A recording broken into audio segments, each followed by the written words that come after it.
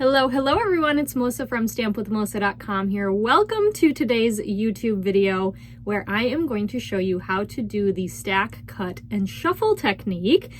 This was requested by Natalie Casados. I hope I said your name right, Natalie.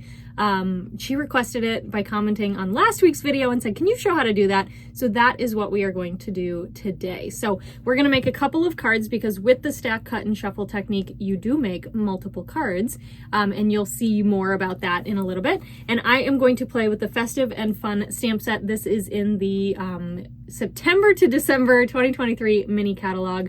I like to call it the holiday catalog because it has all of the fall, Halloween, and Christmas stuff in it. So I'm going to go ahead and hook my camera up. I have not pre-designed any of these cards, so we're going to kind of go on the fly. I have a few ideas of what I want to do, so I will have a few things prepped and ready to go. But I guess before I flip my camera and let you see my desktop, I did want to tell you in the description of this video, I do have a link to my blog post today, which has the pictures of the cards that we're gonna make and all that fun stuff. So make sure you check that out. Yeah. Okay, I think that's it. Let me go ahead and hook up my camera. Okay, so as I mentioned, I am using this Festive and Fun stamp set. I think it's so stinking cute. This giraffe is my favorite. I love that he's just so tall. He's putting that star on the tree. So this is the stamp set I am using. You can use whatever. Obviously, you don't have to make your cards Christmas themed. You can use, lots of different occasions. So let me show you what I've already pre-prepared. Wait, I guess that's the same thing. Let me show you what I've already prepared. So I am planning to make 2 cards out of my stack, cut, shuffle technique. So I have I've already pre-cut 2 Poppy Parade card bases for me. You can make a lot of different cards. Like you could make 4 cards at once, 5 cards, etc. So I'm just planning to do 2 with my technique. So I've got 2 basic white layers. These are 3 3/4 by 5 inches. That's one of my favorite layer sizes. I have got, if I can pick it up here, I've got some DSP. Now this is the important part. You don't have to use DSP in the stack, cut, shuffle technique. It is what is usually used, just because it's fun to mix and match the patterns. So these are the 2 patterns I chose. I think they're kind of fun together. They both have that Poppy Parade in them, but with the lemon lime twist and then with melon mambo here, I just thought they were kind of cool. And this would look okay. This would look better, but I really like these 2 together. So you've got one with a pattern and one with a really big solid stripe. So these are 3.5 by 4 3/4. Now, usually I like to do my layering as 1/8, but you can see if I just glued these straight on, these actually are a 1/4 difference or a quarter difference because when I cut, I think I'm going to gap mine a little, leave a little bit of gap. So I wanted to give myself some extra space. I have pre-cut already. I'm making 2 cards, so I pre-cut just a couple of dies. These are from the Nested Essentials dies, and I'm going to use this one with the giraffe and this one with the rhino. But I just wanted to get those, pre-cut. And then same thing here. This is going to be for the sentiment for the giraffe out of Lemon Lime Twist, and this is from the Stylish Shapes dies. And then same thing, Lemon Lime Twist. I just have a strip here for my sentiment for the rhino, which we will stamp together and do all that together. So let's go ahead. We're going to start with the DSP. So again, these are 3.5 by 4 3/4. You can cut yours to any size.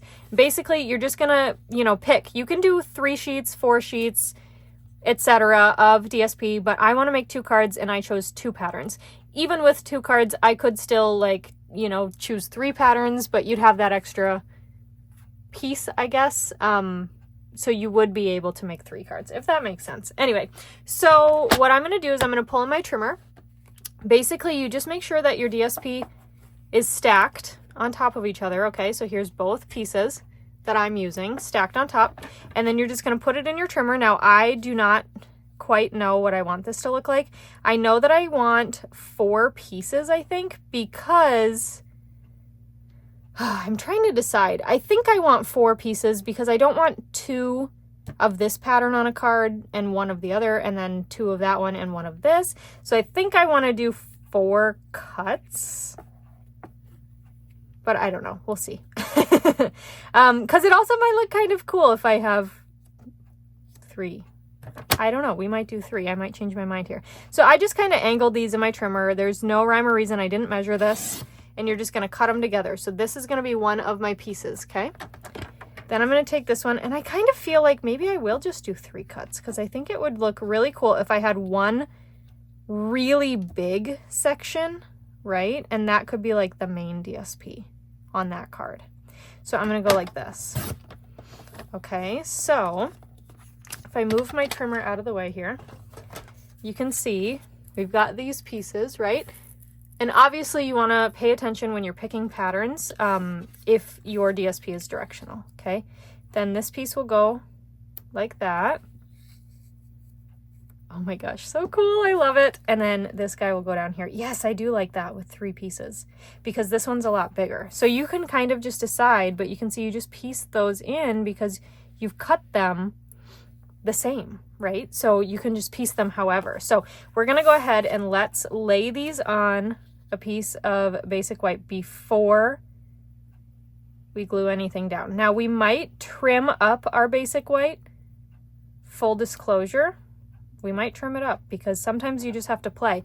And I have not done this technique in a really long time. So, okay, so let's see. I just want to get it how I like it. So I'm kind of going on the top and the sides with my margin. You can see, hold on, let me scoot this up a little bit. You can see on the bottom, I definitely have a bigger margin down there.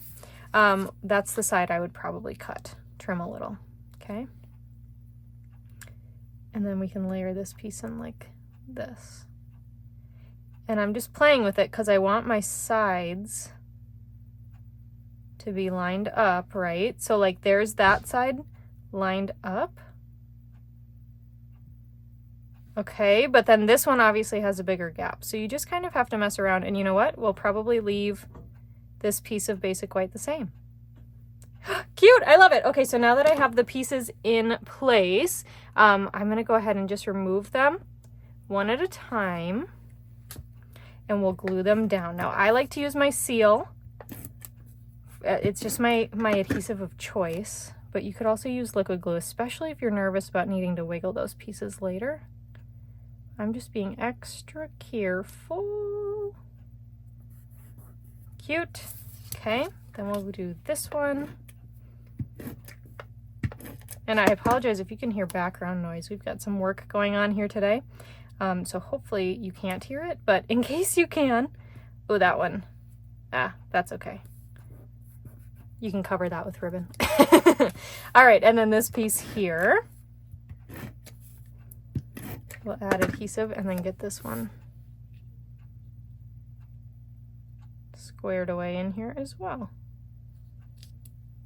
Beautiful. So a little bit of a spacing issue right there, but it is what it is, and we're just gonna leave it, okay? Okay, all right, so we're gonna do the same thing here. We're gonna just get this one lined up. So we know that it will go kind of in the center here, just because of the spacing we need for these other pieces.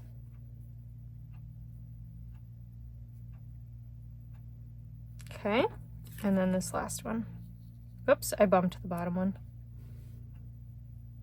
Oh, I just love how it looks. It looks so cool.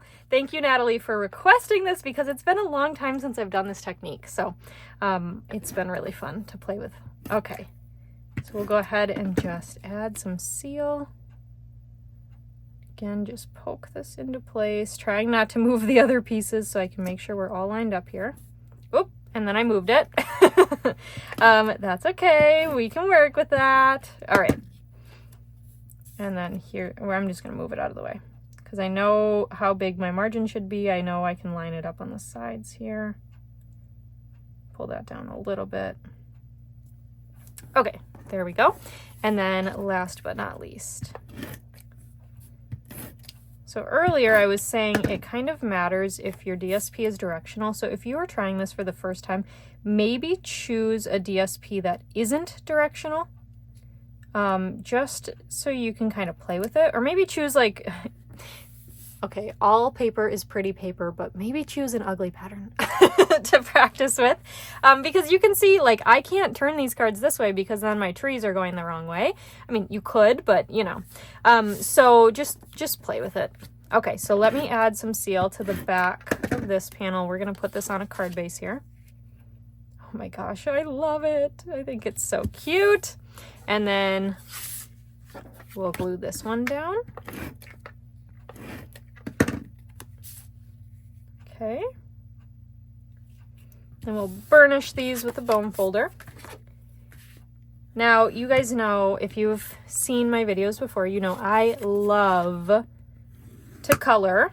I love it. So usually I would stamp these and then color them. But to be honest with you, I have some videos. If you're watching this on, I think it's October 23rd that this goes live. If you're watching it on that day, this week, I have more projects coming up using these. So I'm actually not going to color them today just for time because we're focusing on this technique. But we are going to still stamp them, obviously, and make them beautiful. So I have got my shapes here. I've got my messy scrap paper in case I stamp off a little bit. I don't want to get it on my pad here. So now I just have to decide colors. Our sentiments are going to be on the Lemon Lime Twist, which is pretty. We've got Poppy Parade pulled into our card base, so let's stamp these in Melon Mambo. Wouldn't that be fun? Or even black. You could still just stamp them in black, even if you're not going to color them. So we'll start with our giraffe. Okay, and I'm just going to stamp him here. Oh, cute, cute, cute, cute. I love it. And then we've got our little shape here. And by the way, these are the largest of those dies. In case you were wondering, they're both from Nested Essentials, but they are the largest. I call this the coffin die. This is the largest, and then this is the largest rectangle. In case you're wondering which shapes line up with these stamps here. Okay, so I know the sled's going to go off a little, but I want to make sure the rhino does not go off. Oh, I love it. I love it. Okay, so we can close up Melon Mambo. And then we'll grab our little strips here and I'll stamp the sentiments. Now I'm going to stamp these in Shaded Spruce because I think it's a really nice green that will stand out against the Lemon Lime Twist. So for the giraffe, I'm using this tall sentiment. Of course, we've got to match our giraffe here, right? May your season be one that's festive and fun. I love it. And then we've got Happy Christmas Wishes, which I'm going to use with the rhino. I'm going to stamp this on the Lemon Lime Twist strip, and then we'll cut that down. All right, we'll close up Shaded Spruce. By the way, all of the supplies that I used today are available in my store. I am a Stampin' Up! Demonstrator, so if you're interested, I will have a link in the description to my blog post with pictures of today's cards. It will also have the measurements, not really the measurements of these pieces because I didn't measure those before I cut, you know, and every card will look different, but the measurements of the starting piece and then also the white and the card base. I will have those on my blog, and I'll also have all of the supplies that I used on my blog. So if you're looking for that, make sure you click the link in the description. Okay, so we've got dimensionals added to the back of our animals. We can peel off all of these backings. Maybe. Come here. There we go. And then I didn't really pre-decide which one would go where. Maybe this one will go here. And we'll put the rhino on this one. Maybe just centered. Oh, so cute. I love it. Okay, so then this sentiment here. So on these two corners, I guess, I'm going to drop a dimensional. And I'm going to run some seal on the other side here because that's going to stick on our shape here. And we'll put that right about there. Okay. Then I need to trim down this sentiment. I'm going to bring in my trimmer to help me out a little here. Just lining that up. Okay, beautiful. And then I can use my snips to finish this off. And we'll just cut maybe right there, and we'll trim off a little bit of this side as well. Okay, so we've got that done. Now these might be too thick. I think those are too thick, so we're going to use mini dimensionals, which I need to cut, of course. Yeah.